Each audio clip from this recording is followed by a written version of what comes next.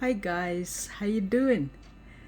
Well, it's the 10th day of this year, 2024, and finally we are beginning to get some snow here. Not too much, but at least some, because it's been raining and raining and raining, which, as I keep saying, is concerning during this time of the year for us. Very concerning. We should be deep into snow. But we thank God. In everything, we thank God. This is a series about chatting about life. Let's talk about life.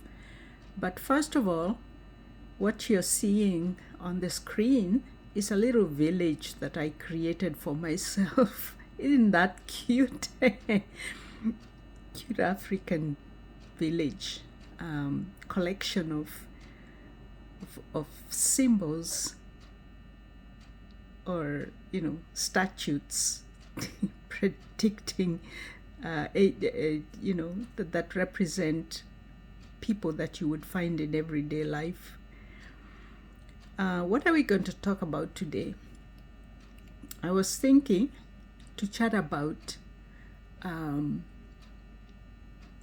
the way life goes, the ups and downs of life, and what people call challenges and opportunities and happiness and sadness and all those emotions and actual happenings all mixed up together.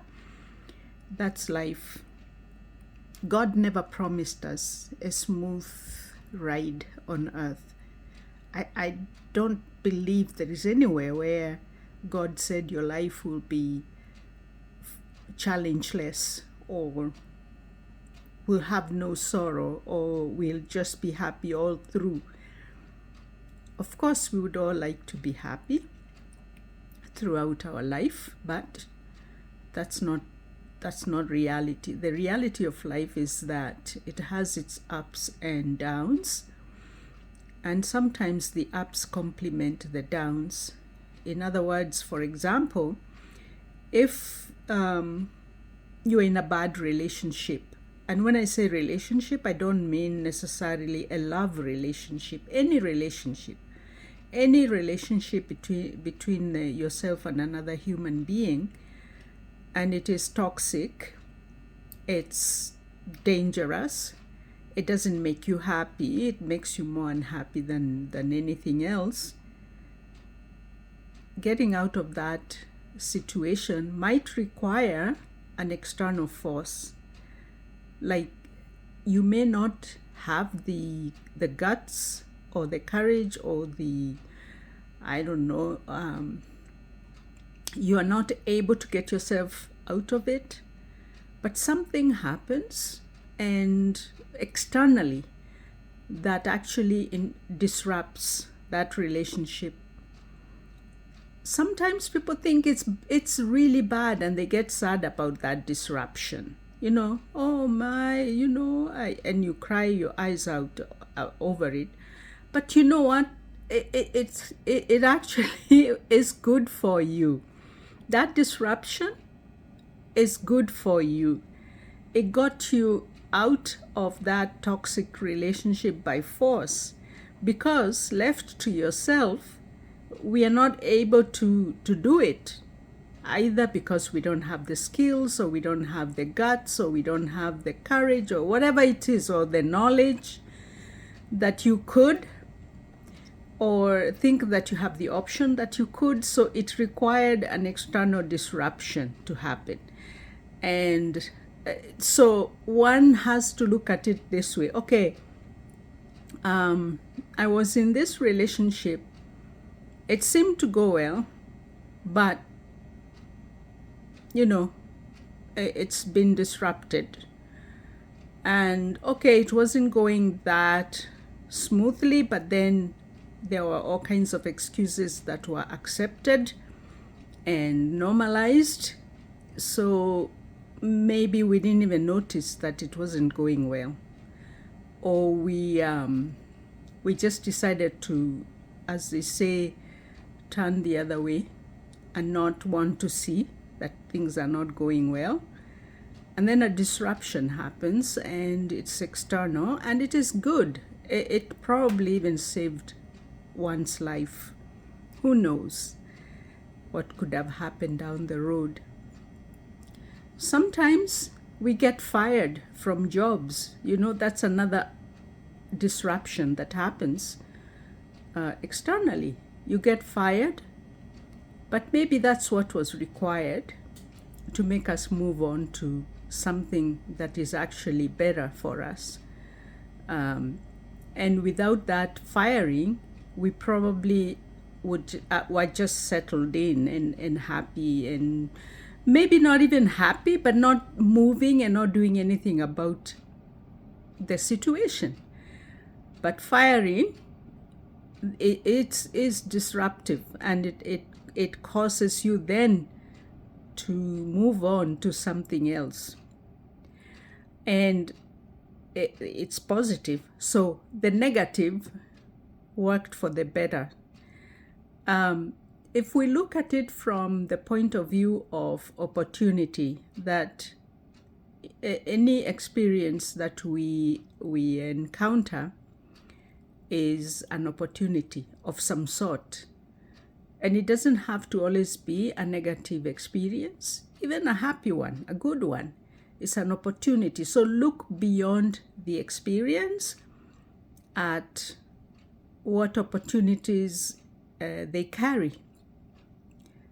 For instance, if you encounter a windfall, suddenly you have a bonus from work or from a business, or you just have, you come by a ton of money, even lottery, whatever. It's an opportunity. Opportunity for what? Opportunity to invest, opportunity to do something with that money that you really, really needed to do or couldn't have done without it. However, there are people who don't see it as an opportunity. They see it as a way. In other words, I don't know how to describe it. I don't have the words right now to describe it, but you seize the moment to go and please yourself. Take that trip to some foreign country. Okay, maybe it's good, but again, it's according to priority. Are you at that stage where you can just take all the money and go and blow it off somewhere, just enjoying yourself? Maybe. I'm not. I cannot tell that. I cannot decide that for you. And then you're back to square one when you come back with no money left and without having fixed that car or paid off that debt, or so you're back to the grind, back to square one, where you're struggling again financially, and yet you had a window of opportunity to make your life a little bit better if you had probably prioritized your money better, how you spend that windfall better. Those are just examples of how really what we find ourselves in, the situations that we find ourselves in, are really about life. That's what life is all about. And those who, quote unquote, are seen as successful or happy, in quotes, are probably people who know how to work with the opportunities, the challenges. Overall, it's really looking out for opportunities through challenges and through good times. Opportunities to make your life better or go according to the way you would want it to go.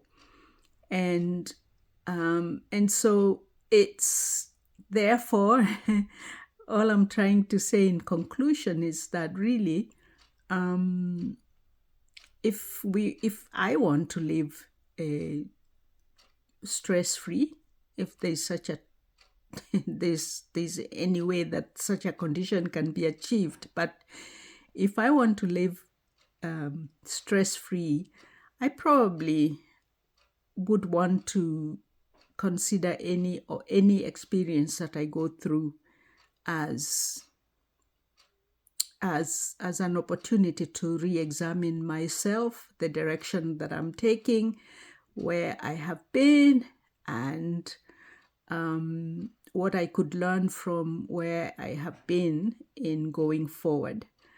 Okay, let me know what you think. These talks are completely unscripted. I don't write anything down ahead of time.